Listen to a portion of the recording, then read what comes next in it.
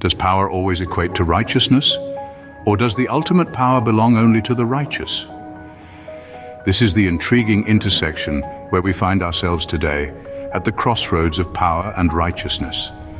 It's a curious phenomenon, this intertwining of authority and morality, particularly as they are so often mistaken for each other. We look to those in power and assume that they must be right in their actions, but where does this assumption originate? It could be traced back to our subconscious, where an awareness of an omnipotent deity resides. This deity, the ultimate power, is also the ultimate righteousness. There is no contradiction in this divine reality, yet when we transpose this divine principle onto earthly power, that's when the waters get muddled. We assume those wielding power must also possess righteousness, that their actions, simply by virtue of their position, are correct. This confusion, while seemingly harmless, can lead to significant issues when applied to earthly power. Consider the concept of divine power, where the Almighty is believed to be both omnipotent and righteous. This belief, deeply ingrained in many, paints a picture of a being that holds ultimate power, yet uses it with perfect righteousness. Here, power and righteousness coexist without contradiction, forming a paragon of perfect governance.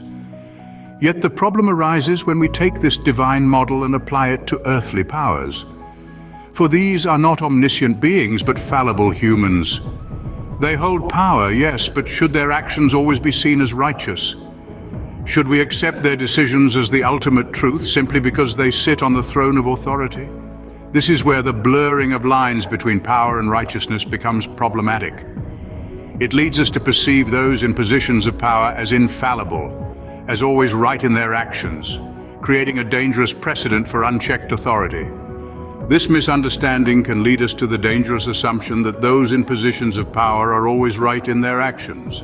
In our daily interactions, we often see this misconception playing out. Picture this: a manager at work, wielding their power, making decisions that are far from equitable. Yet because they are in a position of authority, their actions are often perceived as justified, as right. This flawed perception seeps into our relationships, our decision-making, and even the very fabric of our societal structures. It's a silent infiltrator, shaping our understanding of what is deemed acceptable based on power dynamics rather than a true sense of righteousness. Consider the classroom scenario where the teacher's word is taken as an absolute truth, or the societal deference to political leaders, assuming their decisions must be right because they hold the reins of power. These everyday examples illustrate how power can be mistaken for righteousness, a misinterpretation that can have significant implications. This misconception is not limited to individual interactions, but extends to the relations between nations. The most dangerous manifestation of this misconception is in international relations.